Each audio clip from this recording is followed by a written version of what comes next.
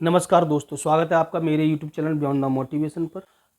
हाल ही में उड़ीसा बालासोर में जो ट्रेन दुर्घटना हुई है, कोरोमंडल एक्सप्रेस और बेंगलोर हावड़ा एक्सप्रेस और मालगाड़ी 3 ट्रेनों की आपस में टकरार हुई, जिसकी वजह से 288 लोगों की जान चली गई और साथ ही 1500 से ज़्यादा लोग घायल हो गए।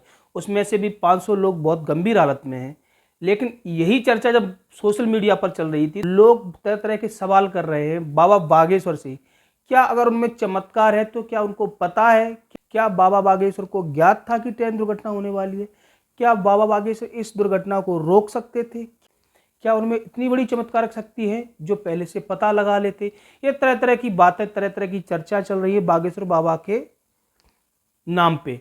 अभी वो गुजरात के दौरे पर हैं। पहले उनकी अहमदाबाद में कथा चल रही थी, फिर सूरत में चल रही थी, अभी उनकी कथा राजकोट में चल रही है गुजरात की।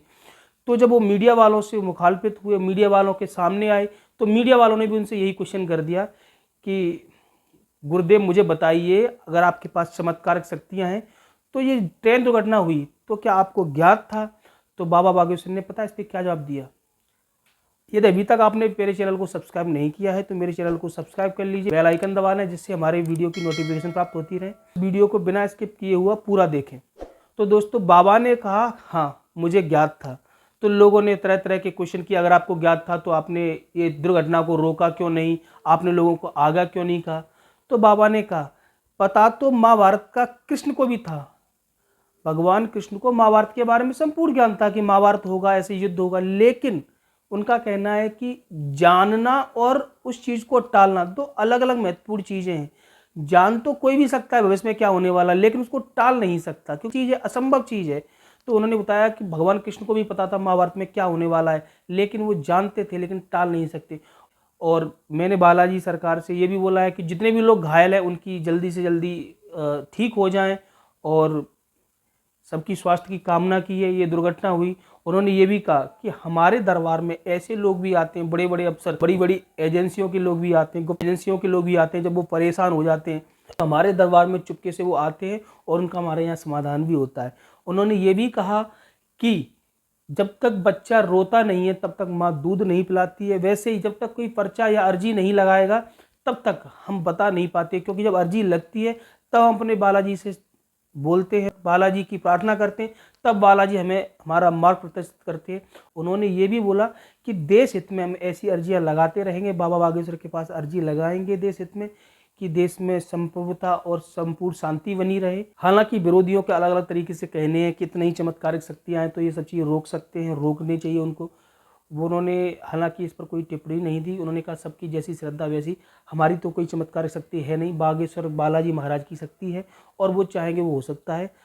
और अगर अर्जी लगाता है तो उसका समाधान होता है, बिना अर्जी लगाए किसी समस्या का समाधान नहीं हो सकता, किसी की जानकारी प्राप्त नहीं हो सकती। जैसे कि जब तक बालक रोता नहीं है माँ दूध नहीं पिलाती, ऐसे ही हमारे बालाजी तब तक कृपा नहीं करते जब तक हम अर्जी नहीं लगाते। खैर, आपका इस बात पर क्या कहना है मुझे कमेंट करके ज़रूर बताएं। और ये दुर्घटना में किसकी गलती थी ये जानकारी प्राप्त हो गई है।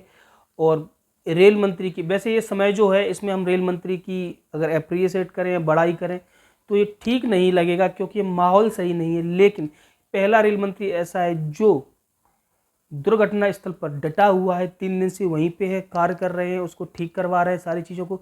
वरना रेल मंत्री बहुत सारे हुए, दुर्घटनाएं बहुत सारी हुई, रेल मंत्री 15-20 मिनट के लिए गए और जायजा लेके आ गए, लेकिन पहला रेल मंत्री है वहीं पे बैठा हुआ है। हालांकि ये समय नहीं है उनकी बड़ाई करने का या उनका अप्रिशिएट करने का, लेकिन रेल मंत्री हमारे अश्विनी वैष्णव जी वहीं पर 3 दिन से रुके हुए हैं।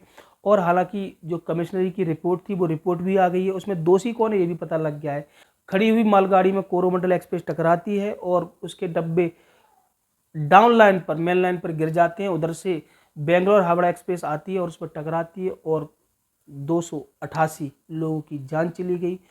काफ़ी लोग अंग विहीन हो गए और 1500 से प्लस लोग घायल हैं, 500 लोग बहुत गंभीर घायल हैं। हालांकि उनका इलाज चल रहा है। अब देखिए रिपोर्ट कब तक पब्लिक होती है, पब्लिक को पता लगता है।